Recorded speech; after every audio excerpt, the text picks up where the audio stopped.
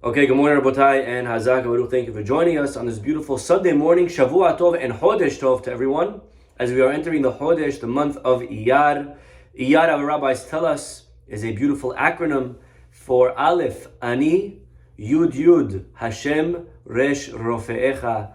I am Hashem who heals you, like we read just a couple of weeks ago in the Parashah, and therefore, may Hashem bless us all with a month of Refuah Shelema, a month of Parnasah Tova, a month of Besorot Tovot and Geulah for Am Yisrael. Amen. We are entering Parashat Kedoshim. Kadosh means to be holy. Vaydaber Adonai Moshe, more God says to Moshe, and there's a lot to talk about in this week's Parashah. I'd like to share with you, though, some interesting observations from Rabbi Bogomilsky in his beautiful book, V'dibarta Bam. And he begins and he says that if you notice, that the Pasuk says, let's read the Pasuk, Daber el kol adat bnei Yisrael, speak to the entire congregation of the Jewish people, ve'amarta alehem, and say to them, Kedoshim tihiyu, be holy. Ki kadosh ani Adonai Elohechem, because I, God, am holy. Okay, and therefore, God is telling us to be holy because He is holy. What is that because? Be holy because I am holy? Okay, on a simple level, we all have a piece of God in us. So if Hashem is holy and we have God, we also can be holy. Okay? Now, he asks an interesting question. If you look at the Pasuk, it says, Ve'amarta alehem, and say to them.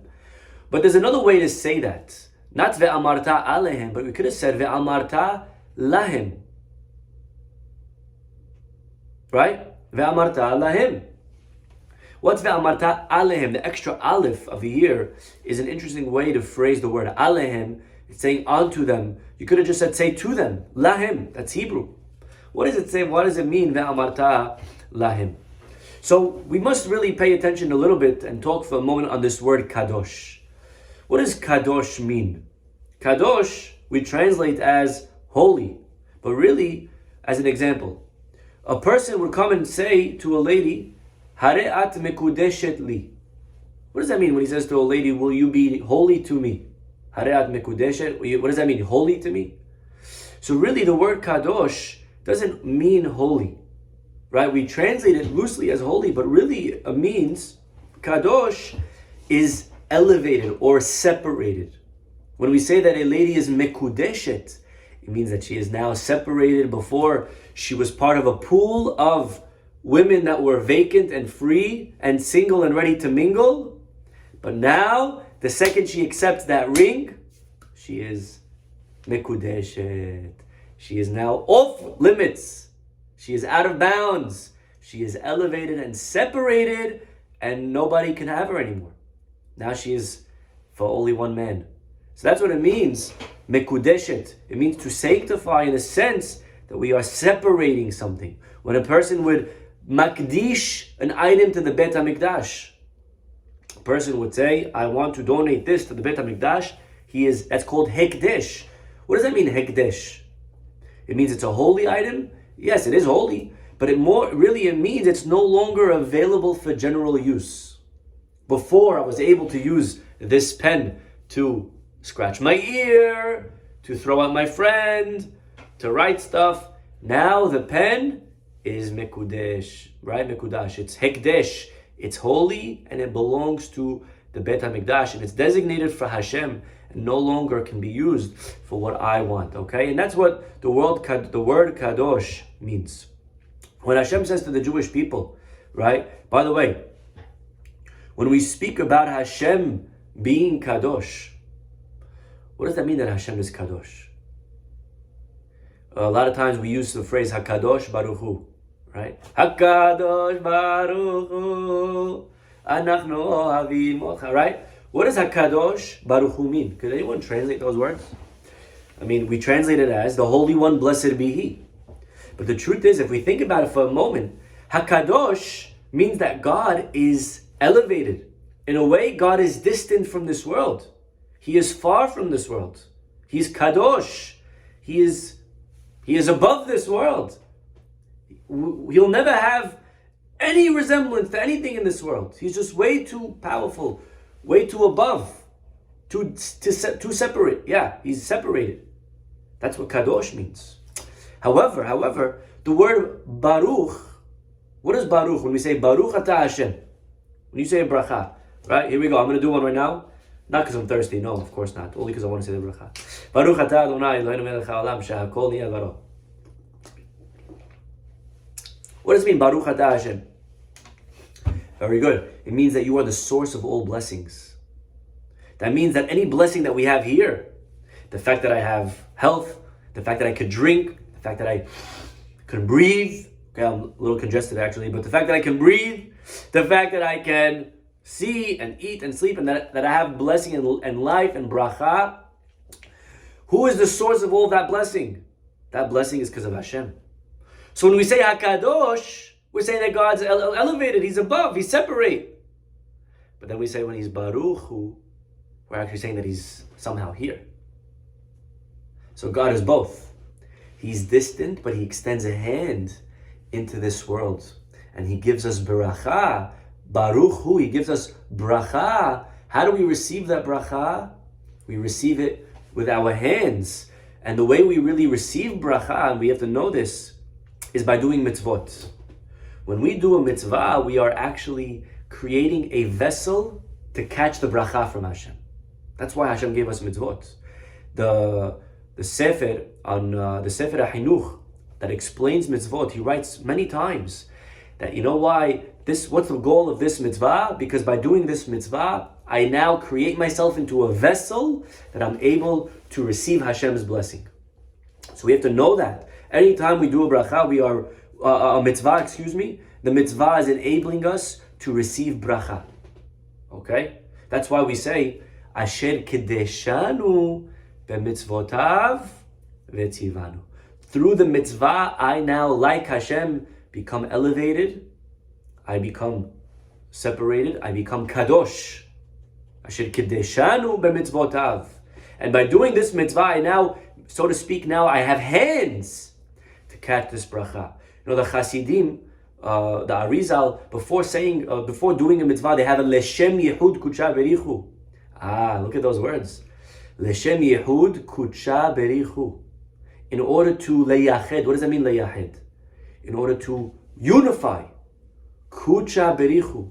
In order to unify God, kucha, the kadosh aspect, which is God being far, distant, but also berichu, the fact that He's close. In order to unify kucha and berichu, I am now doing this mitzvah. Because by doing a mitzvah, I give God a way, a gateway to come into this world. What a beautiful way of understanding those words. Leshem yechud kucha berichu. In order to connect God and who's distant, but God also who's here. And that's what it means. Leyahada, we're going to now unify the letter Vav with the letter Hey. The letter Vav, our rabbis tell us, is an arm. It looks like an arm, right? An outstretched arm. Vav is God's hand stretching out into this world, who wants to give. But we also must receive that bracha. We need a hand. And we know the hand has 5 fingers, which is represented by which letter? Which letter is 5? The He, right? So Aleph, Bet, Gimel, Daled, He. So the He, the 5, is the hand that I have to catch God's mitzvah. So the Vav is God's arm, and the Hey is my hand. When I do a mitzvah, I am connecting the Vav and the Hey. Again, there's a lot of deep stuff over here. But this is what it means to be Kadosh. Kadosh means to be separated. When Hashem says to the Jewish people to be holy, He says, I want you to elevate yourself from the rest of the world, from mundane, from materialistic existence. We go through this world and we have an animal part to us, where we are eating and sleeping and doing and acting and working. And that's the behemah. We also cannot remain our whole lives only focused on behemah. That's why Baruch Hashem, we have classes, we have Shabbat.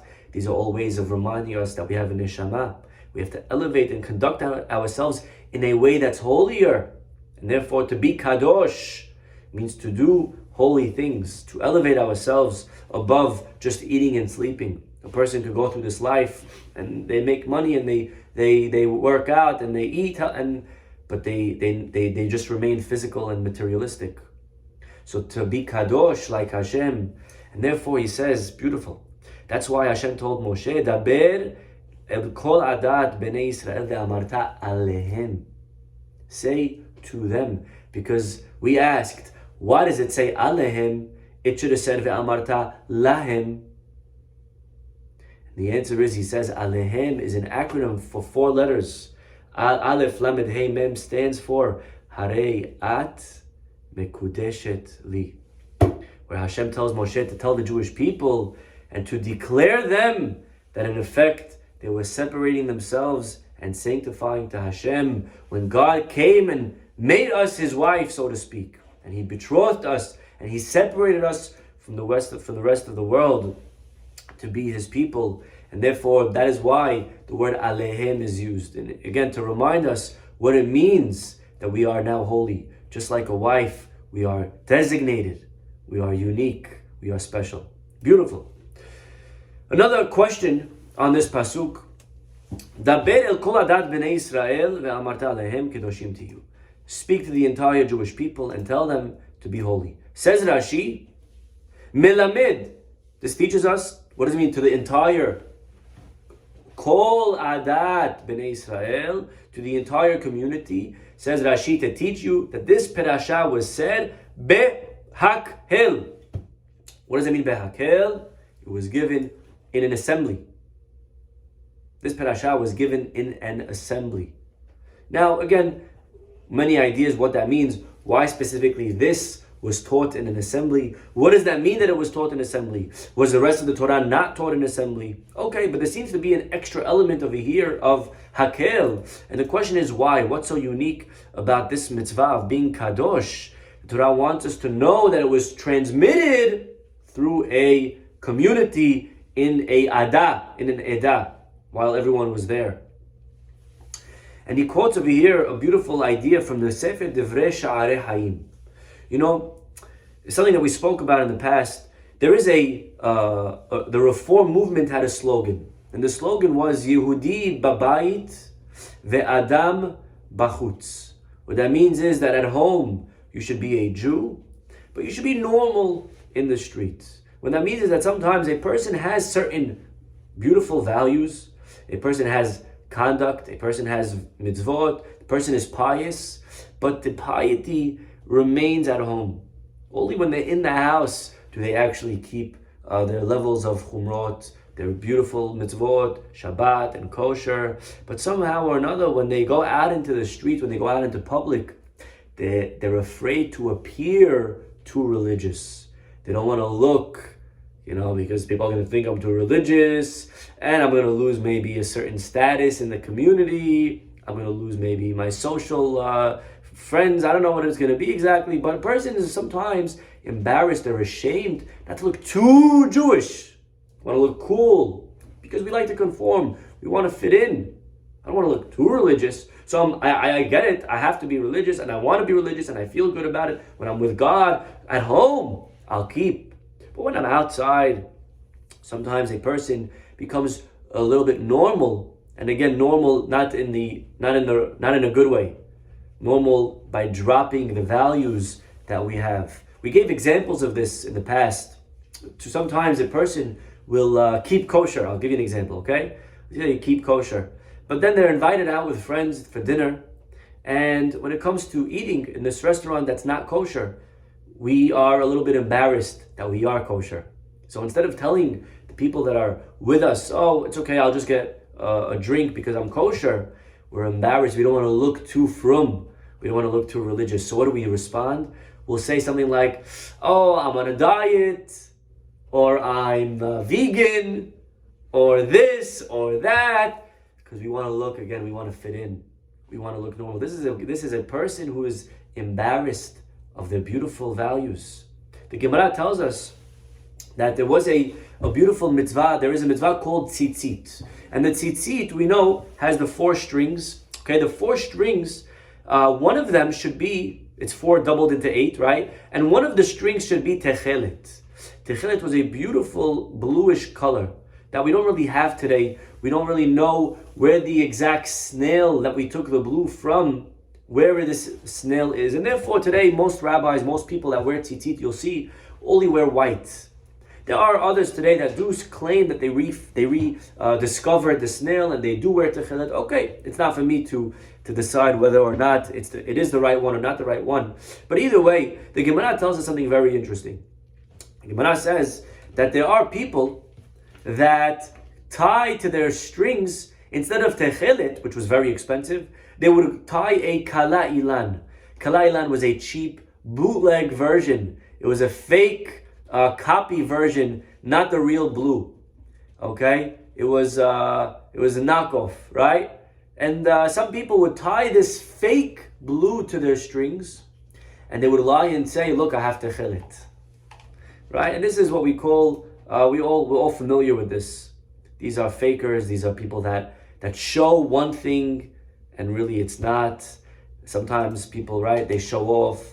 Today there's so many fake designer and Folex, right, and all of these things. This is not a new thing. This is not a new phenomenon. Jews have always been wearing fakes, cheap stuff. From the beginning of time, people have been doing it with tzitzit. Instead of tying real tzitzit and expensive techelet, they would buy the fake. Give me the fake one, Rabbi. Right? There was once a lady. My friend told me he was in a Judaica store, and the lady walks in, and she says, "Can I have a mezuzah? I need a mezuzah. How much is a mezuzah?" And he says, "It's $50." She says, "What? 50?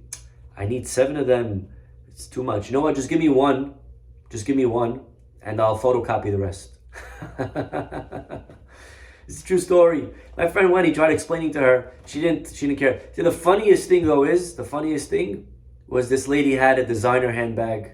She went back into her car. She was in a very fancy car that was a lot more than $350. You understand? So sometimes in life, people are okay with fake, sometimes even when it comes to religion. Right? And the Torah says, we wonder why people get away with it. It's not fair. I'm here, I'm a good person, and this guy's getting away with being fake. And the Torah says, don't worry. The same one that was able to exact between the firstborn of Egypt and the firstborn of the Jews is going to one day come and pay back. Hashem is watching. Vengeance, justice will be served. That is what the Gemara says. But there is a beautiful interpretation that's explained by the rabbis in the exact opposite. And that is that it's true, some people tie the fake and they make believe it's the real. But the opposite also exists. There are some people that have the real, but they make believe it's the fake. And that is the Jew that we were talking about today. The Jew that comes and says, I'm vegan. They don't want to say they're kosher. You have a beautiful techelet. You have goods. You have quality material. You have beautiful mitzvot. You have a beautiful value in your arsenal. Why are you not saying it? People sometimes are embarrassed. They're a Jew in the house, but when it comes to public, they all of a sudden become this very quiet, and they don't want to show their true colors. That's also not a good thing if it's coming from a place of embarrassment. I'm not saying that we should brag. I'm not saying that we should show off. A person that came and finished learning a Masechet in Yeshiva in Israel shouldn't come holding the plaque wherever he goes, showing it off. That's not what I'm saying. But what I am saying is that when the friends ask this kid, hey, do you want to go out with us tonight? We're going to a club. And this kid feels like maybe he's not on that level anymore. Maybe he's past that. He should have the confidence to be able to say, listen, I don't do those things anymore. Enjoy, but I'll sit this one out. Right? When a person says a sentence like, I'm not feeling good, or my parents want me to come, so that is maybe a person must ask, why are they saying that? Are they not proud of their accomplishments? Are they not proud of the level that they've achieved? Especially in an age today where there's so much pride going on, and false pride in nonsense. At least we must be proud in the things that we do have. A person that is kosher should be proud in that. And if their friends are challenging it or want to take them to a place, a person should have the confidence and the security to be able to say, I don't eat there. I'm kosher. Baruch Hashem. I'm kosher and I'm proud. Right? That's what a person needs to be able to have the confidence to say. A person is invited on Shabbat, and it's maybe not going to be a kosher scene. A person may lie and say, well, listen, it's family night. I want to spend time with my kids. Or a person could say, it's Shabbat. I don't do those things on Shabbat. A person that's proud of what they are and where they are and who they've become and what they've accomplished will have the confidence to say, I keep Shabbat. I'm very proud of it. This is the spine that we need. We need sometimes to be a little bit brazen when it comes to our mitzvot. The Mishnah says in Pirkei Avot, Az panim legehenam uboshet panim legan eden. How a person who is always bold and az always is not a good quality to be bold. Chutzpah is not. Usually those qualities lead to Gehenam. And Boshet, person who's bashful, Gan Eden. That's usually a nice midah. That's going to lead to Gan Eden. But there is another interpretation on these words. Az panim legehenam. Why is it that when it comes to nonsense and to Gehenam things and to foolish things and to stupidity and to mundane, all of a sudden we're az panim. We know how to be bold. We know how to have conviction. But then when it comes to Gan Eden, when it comes to good things, when it comes to mitzvot, we become very timid and meek and boshet, right? All of a sudden, we're embarrassed to say, there was never a person that was vegan that was afraid of offending others. A person's vegan, they go out to a restaurant, I don't eat fish. They're proud of it. They're not nervous they're going to offend the fish eaters. I'm vegan and I'm proud, right? So we got to be kosher and proud. Rabbi, I don't want to offend anybody. I want to hurt their feelings. The guy who has a lifestyle is not the guy who's on the no keto diet is not afraid of embarrassing. So we must also not be afraid of embarrassing. We have to be proud of the levels that we've attained. Again, not to make others feel bad.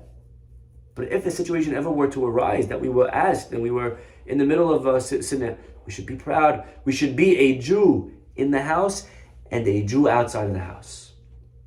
No such thing as Yehudi babayit ve'adam basadeh. An Adam and a man, a normal person. No. We must be who we are at all times. And therefore, says the Torah, Daber el kol adat. Speak to the Jewish people.